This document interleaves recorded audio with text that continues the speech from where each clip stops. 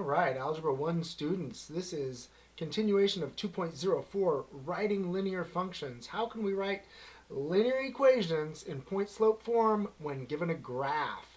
That's the question we're really asking here. And it's important that we remember there are actually three forms of linear equations. Three forms of linear equations.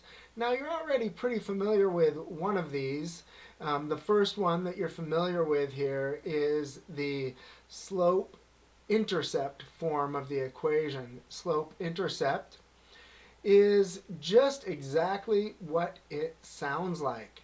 Remember, it's y equals mx plus b, and the slope part of that equation is the m. M is the slope. And you can remember that slope is rise over run. So rise, how much it changes vertically. Run, how much it changes horizontally.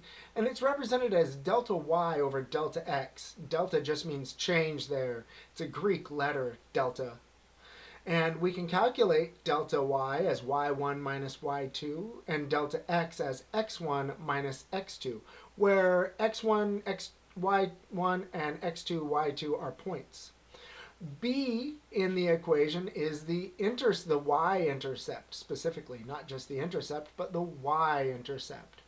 So slope-intercept form, you need the slope, you need the intercept. Remember, the intercept is the point, the y-intercept is the point 0, b. B here is the y value when x is 0, so where the line crosses the y-axis. The second form of linear equations that we're not really going to focus on is standard form. We'll talk about it later. It's not used as much. It's used more often in like word problems.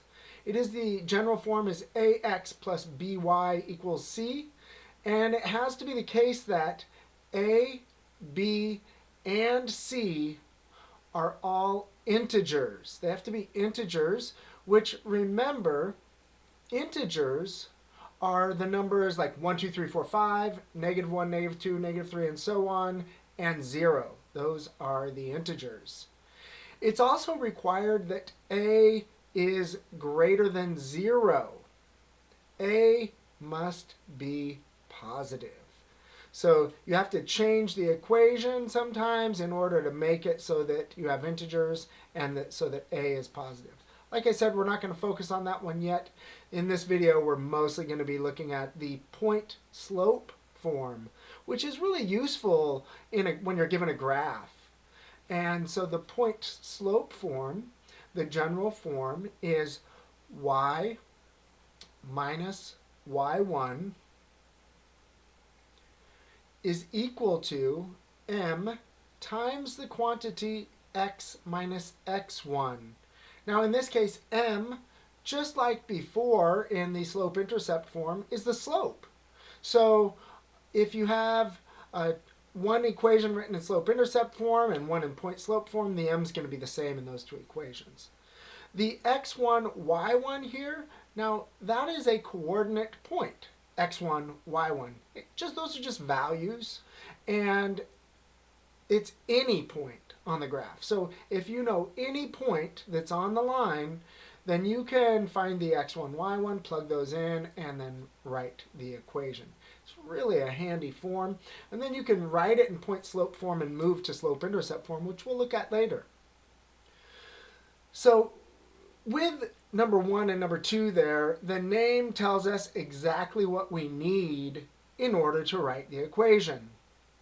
Slope-intercept form, you need the slope and the y-intercept. Point-slope form, you need the slope and a point, or the point and a slope. So mathematicians name things by describing them really often. So the slope is b, m, the y-intercept is b, the point is the x1, y1, and the slope is m. All right, so now we're going to look at this graph here, and we are going to write an equation in point-slope form. So we're going to find the equation, for that line, we're going to do it in point slope form. And whenever I start off with a line like that and I think, okay, I'm going to write this in point slope form, it's helpful for me to remember the general form of the equation. Y minus y1 is equal to m times the quantity x minus x1. M is the slope. That's where we're going to start. x1, y1 is a point on the line. So remembering that m is rise over run, we're going to look at the graph. We can use any 2 points on the graph to find rise over run. And the points are going to be the x1, y1 and the x2, y2. Doesn't matter which point is x1, y1 or x2, y2. We can change them. It'll come out to be the same either way.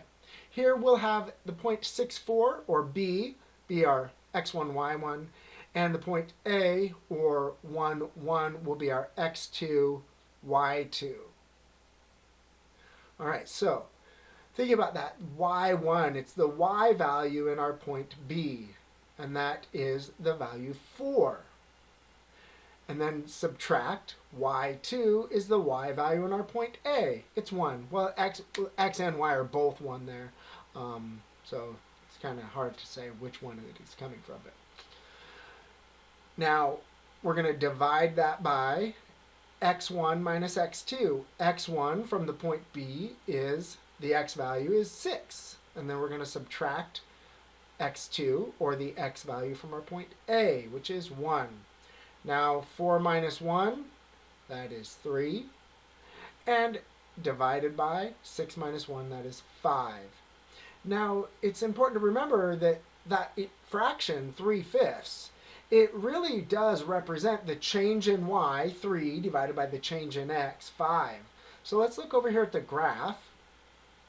And we're going to put in a slope triangle on the graph.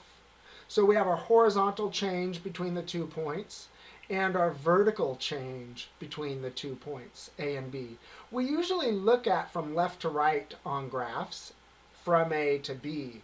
Our delta y, our change in y going from A to B, is up 3 units. 1, 2, 3. So our delta y is 3. And our delta x, the change in x going from A to B, is to the right 5 units. 1, 2, 3, 4, 5 units. Delta x is 5. Now if we look over there at the work we had done, our delta y, 3 in the graph, our delta y, 3 in the calculation. Our delta x is 5 in the graph, our delta x is 5 in the calculation. They match. So that's really important that they do. If they didn't match, we would have a mistake there. Now what we need to do is we need to take our general form and we're going to plug in m, because we know the slope now is 3/5. The rest of the general form of the equation is going to remain the same. Sorry I wrote that in blue there. Should have been black to maintain consistency. Oops. Now though, we're going to take our x1, y1 and plug in values for those. I'm going to use the point B here at first, and that's the point 6, 4. So my y value is 4, so I have y minus 4 is equal to 3/5 times the quantity x minus the x value of our point, which is 6. So it's going to be times the quantity x minus 6. And that is the equation of that line in point slope form. Like I said, we can use any point. So let's look at the point A, and we'll plug in the values from that point into the general form. And so we'll get y minus the y value is 1 for point A is equal to 3/5 times the quantity x minus the x value is also 1, so x minus 1. And those two equations now both represent the line. They're equivalent equations because any xy pair that makes one of them true will also make the other one true. They both represent that line. And that is 2.04 writing linear equations, finding point slope form.